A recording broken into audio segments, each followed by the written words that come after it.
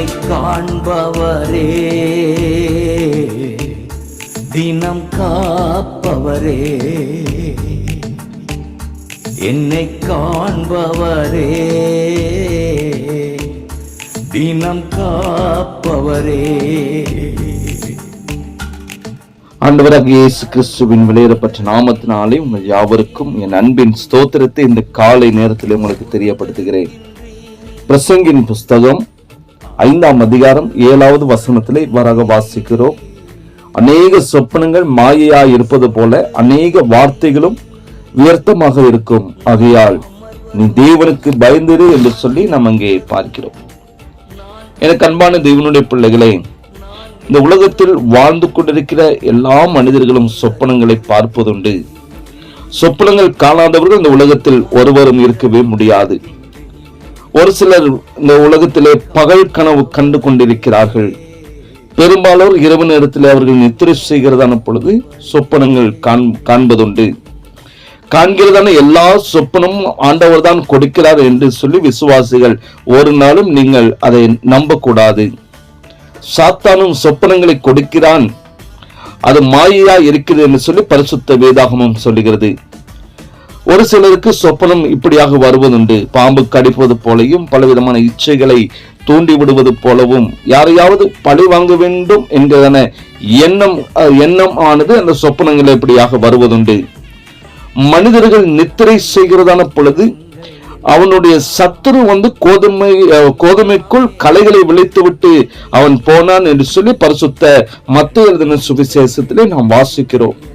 அப்படியாக நித்திரை செய்கிறதான பொழுது சத்துரு களைகளை விதைத்து விட தேவ ஜனங்கள் ஒரு நாளும் தங்கள் வாழ்க்கையிலே இடம் கொடுக்க கூடாது என்று சொல்லி பரிசுத்த வேதாகமம் சொல்லுகிறது. அநேக நாட்களுக்கு முன்பதாக இவ்வாறு ஒரு செய்தியை நான் வாசிக்க நேரிட்டேன். ஒரு பெண் தன் புருஷனால் கைவிடப்பட்ட நிலைமையிலே குடும்ப வாழ்க்கையை இழந்து தன்னுடைய அண்ணனுடைய வீட்டில் அவள் தங்கியிருக்கிறார்கள். அண்ணனுக்கு திருமணமாகி 2 குழந்தைகள் அவர்களுக்கு இருந்தார்கள். அண்ணனும் அண்ணியும் வேலைக்கு சென்ற பிற்பாடு இவர்கள் தான் அந்த 2 குழந்தைகளையும் கவனித்துக் கொண்டு வந்தார்கள். திடீரென்று ஒரு நாள் இரவு நேரத்திலே அவர்கள் ஒரு சொப்பனத்தை பார்க்கிறார்கள். ஒரு பெண் தேவதை தோண்டி தன்னுடைய உன் அண்ணன் பிள்ளைகளை எனக்கு நரபலி செலுத்தி விடு, அப்பொழுது உன் குடும்ப வாழ்க்கை மிகவும் செழிப்பாக இருக்கும், நீ ஆசீர்வாதமாக இருப்பாய் என்று சொல்லி இதை நம்பினதான அந்த பெண் அந்த 2 குழந்தைகளையும் ஒரு நாள் யாருக்கும் தெரியாமல் கிணற்றில் தள்ளி கொலை செய்து விட்டாள். உண்மை நிலவரம் பிற்பாடு தெரிய வர அவர்களை போலீசார் கைது செய்தார்கள். இப்படி வருகிற பொல்லாத சொப்பனங்களை சாதாரணமாக எடுத்துக்கொள்ளக்கூடாது. அவிசுவாசிகள் மத்தியில் பகிரங்கமாக நடக்கக்கூடிய அநேக அட்டூழியங்கள், அநியாயங்கள் இந்த விசுவாசிகள் மத்தியில் ரகசியமாக நடந்து கொண்டிருக்கிறது. கெட்ட சொப்பனங்கள் மனித வாழ்க்கையை கெடுத்து போட்டுவிடும்.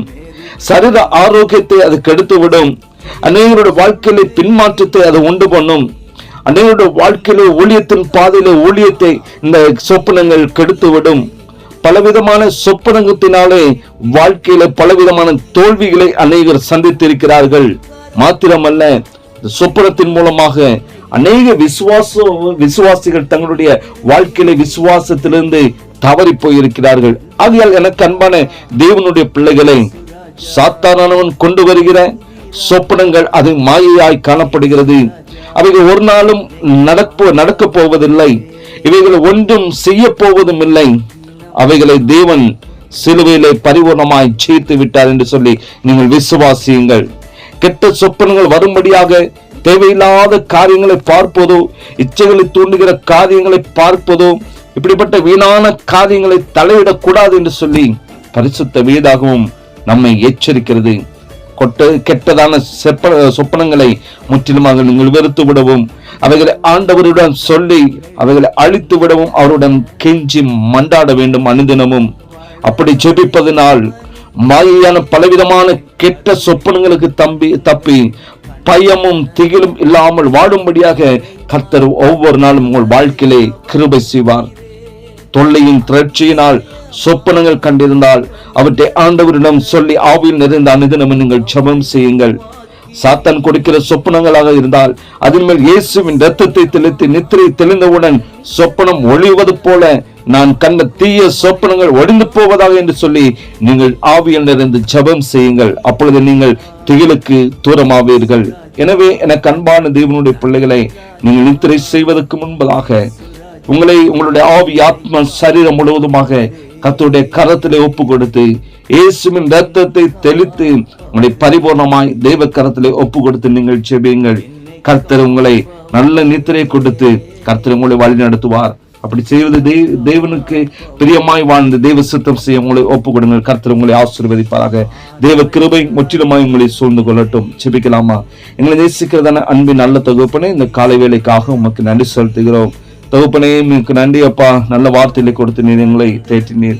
உமக்கு பயப்படுகிற பயமும் கர்த்தாவே ஒவ்வொரு நாளும் இரவும் ஆண்டவர் எங்களை பரிபூர்ணமாக உடைய திருக்கரத்தில் அர்ப்பணித்து நீர் எங்களோடு உடைய வார்த்தை மூலமாய் நீர் பேசும்படியாக, நீர் எங்களுக்கு சொப்பனம் மூலமாய் தரிசனம் மூலமாய் நீர் எங்களோடு கூட இடம்படும்படியாக எங்களை ஒப்புக் கொடுக்கிறோம். தீய சொப்பனங்களுக்கும் அப்பா தேவையில்லாத காரியங்களுக்கு எங்கள் வாழ்க்கையில் நாங்கள் இடம் கொடுக்காதவர்களாய் உம்மை குறித்துள்ள சிந்தனையோடு எப்பொழுது நாங்கள் காணப்பட கர்த்தர் கிருபை செய்யும். இயேசுவின் நாமத்தில் ஜெபிக்கிறோம் நல்ல பிதாவே. ஆமென், ஆமென். நன்றாய் நீர் அறிந்திருக்க